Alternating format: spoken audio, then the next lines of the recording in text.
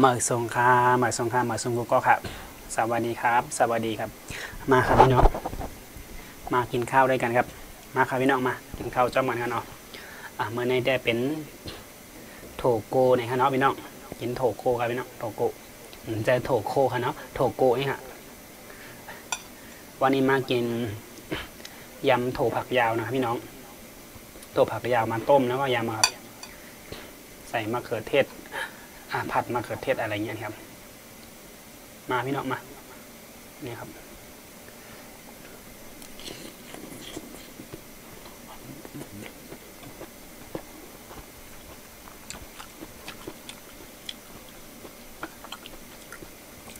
มาครับพี่น้องมา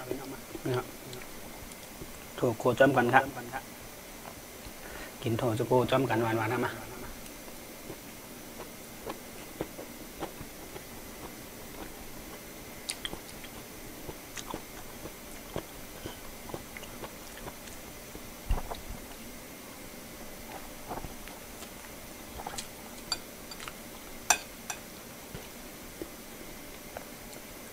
มาครับพี่น้องมา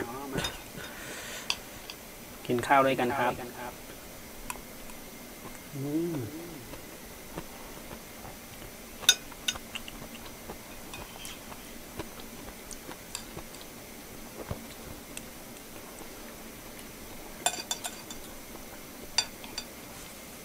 โทโกนั่นก็จะเป็น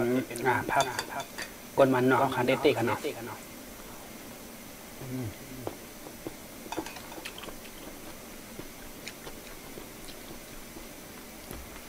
คำพองประเด็นโน้ตให้โถมันบ่อ่อนๆเนาะแต่อันนี้มันโถมันบ่ป่วยดีครับ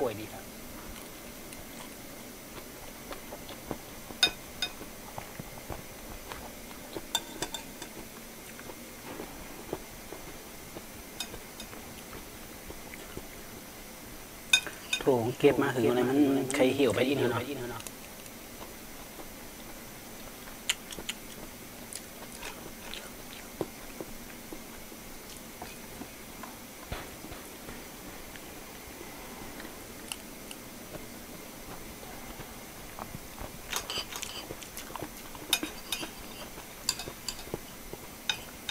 โถผักยาวครับพี่น้องต้มให้เปื่อยแล้วก็มาผัดมะเขือเทศใส่ครับ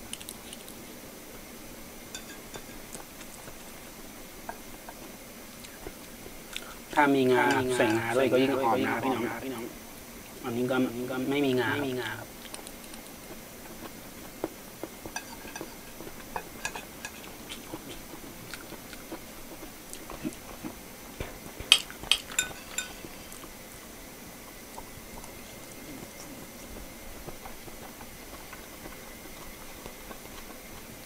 กินด้วยกันไม่รู้กินไหมมาหาพ่อมั้ง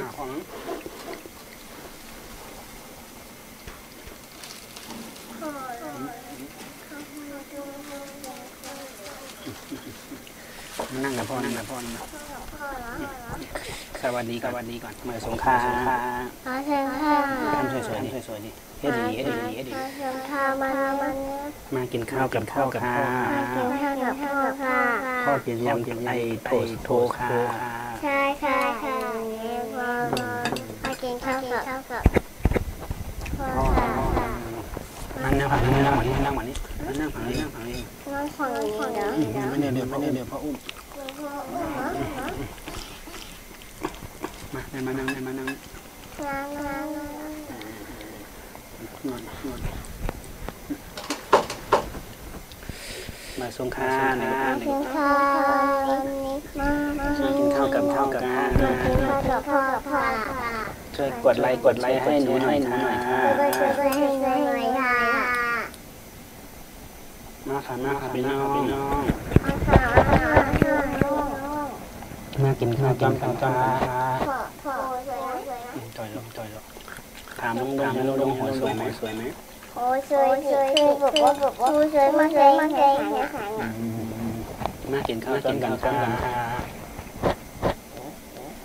หรือที่คำเยอะของพ่อเกินพออร่อยไหมอร่อยลงใช่เหรอ พอนี่กดอันนี้เลยเหรอพอต้องถ่ายรูปแบบนี้เหรอพออยากถ่ายรูปอะไรเงี้ยมากินข้าวจอมันลุง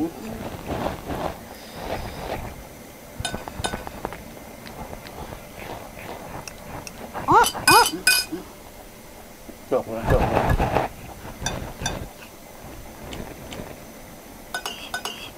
พอดูจะมาพอเนี่ยกินกามอยากกินละหมาดได้กินได้ดูเดี๋ยวให้กินข้าววันเนาะบ่กินข้าวจะข้าวสดเนาะให้กินนะพออยากกินของแม่นะดูแม่กินอีกนะมาส่งข้าววันนี้กับพ่อค่ะพอขอ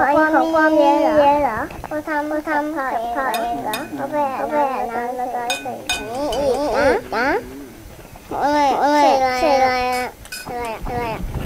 ไม้ไงลูกใส่ด้วยเหรกดไลค์กดแชร์ให้หนูหน่อยค่ะ กดไลค์ให้หนูหน่อยค่ะ เป็นกำลังใจให้หนูหน่อยค่ะ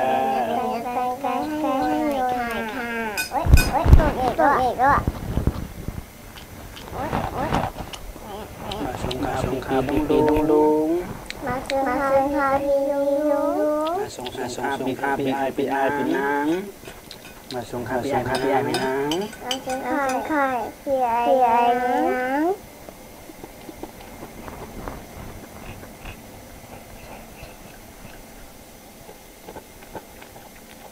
อร่อยไหมกินไหมไม่อยากกินแล้วไม่เสร็จมันไม่อร่อยเลยเขาเสร็จพีดเลยเหรอไม่ใช่ลูก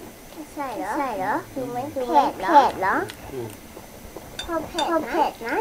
ไม่เผ็ดมันไม่เผ็ดแล้วอร่อยเหรอ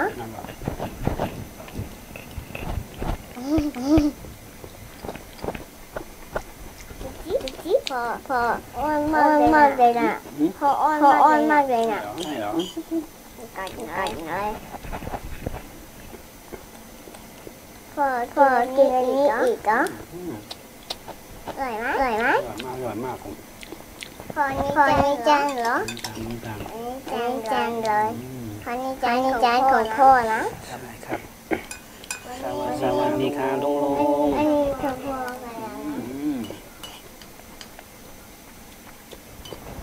พ่อจิ๊ยังมีอื่นเลยนะว่าจึงค่ะวันนี้อาเจนกับพ่ออีกแล้วค่ะกดไลค์แชร์ให้หนูหน่อยค่ะกดไลค์กดแชร์ให้หนูหน่อยค่ะเราจะได้เจอกันบ่อยๆค่ะเจอกันมาทำความจริงให้ดูค่ะมาทำความจริงให้ดูค่ะเราจะมากินข้าวให้ดูเราจะมากินข้าวให้ดูอย่าลืมกันนะคะ มากินข้าวพี่น้องน้องเขาจังอยู่ดีค่ะน้องจองอยู่นี่ค่ะให้น้องสบายดีไหมพี่น้องสบายดีค่ะลุงสบายดีไหมคะลุงสบายดีค่ะดูแลตัวเองให้ดีค่ะดูแลตัวเองให้ดีค่ะดูแลให้ตัวเองพ่อละนุ่มหน้าโตดีค่ะพ่อลุงหาโตดีค่ะให้อยู่ดีกันกูก็ค่ะให้อยู่กินอยู่ดีกันกูก็ค่ะไม่สงค่ะมาสง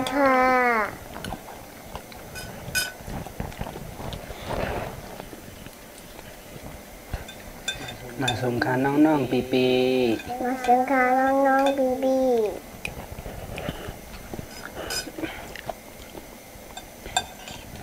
ยินจมติเขามาตัวค่ะมาตัวค่ะยินจมค่ะยินจมค่ะ บ๊ายบาย บ๊ายบา